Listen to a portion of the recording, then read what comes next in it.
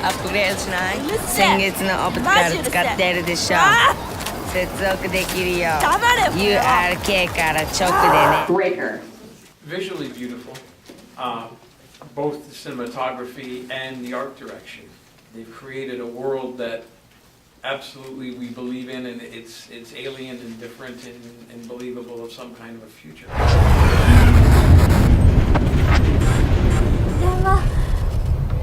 電話何が起きたんだ？ I like that they didn't feel the need to explain everything in the script. There's a lot of things in there that these people know what they're talking about, and they're crediting us with having enough intelligence to pick up on it as we go along. For example, I assume that URK is United Republic of Korea.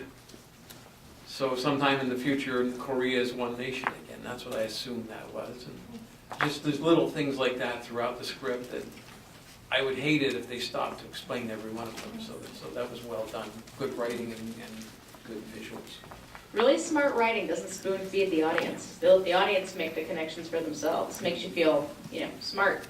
Again, what he said, completely visually stunning. I always really love that whole vibe, but like for me personally, what the main, like the girl, what she was going through, it just like watching her like push through it and just like push and push, like, and just like I really paid attention to her mostly, because as someone in my life who's like struggled with like addiction and stuff, and watching her just push through like that almost like that withdrawal kind of feeling, and like the way she was shaking what she was going through, it just resonated really deeply personally with me, and just how you have to like push through things, and like it just resonated really personally with me. It's an interesting point you made with with addiction, because in a sense, this is a community that is plugged in. Yeah. Totally, literally, metaphorically, they are plugged in. And the idea of being unplugged or being deleted is terrifying. Well, it's not a new science fiction trope. I mean, we've had that idea since Gibson, who is, I think, actually even referenced in this. So clearly it seems someone who's using her, but in the end, if she's going to die anyway, if her body's going to die, at least her mind can be uploaded.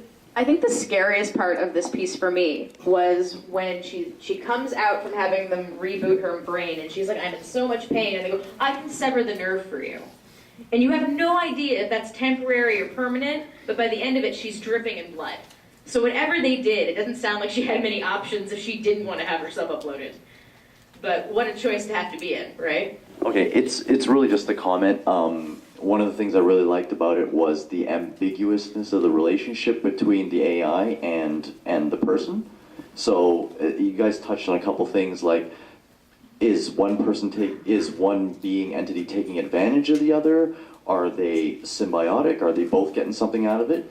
And it's one of the things that they even left you to keep thinking that at the end, and it was one of the things that made me just want to see more. Like at that point I'm like, oh man, it's only like an 11-minute feature, and I want to know more. And that's one of the things I was kind of latched onto.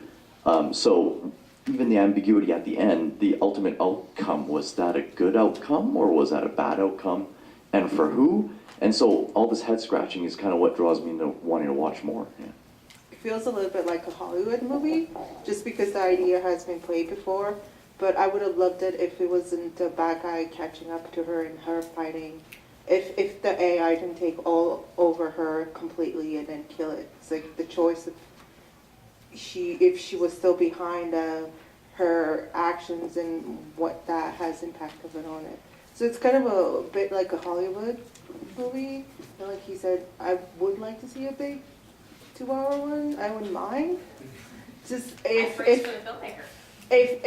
it is that choice between like fighting for her body to get it back, but it felt like she just let it go, and in the end she just got to live a different way. Yeah, this AI didn't have the goal of hijacking her body to have a body. It wanted to get back to the internet, but it also took her with it, right? Really interesting idea there. And we actually we assume the person chasing her is bad, but what if it's the AI that's bad?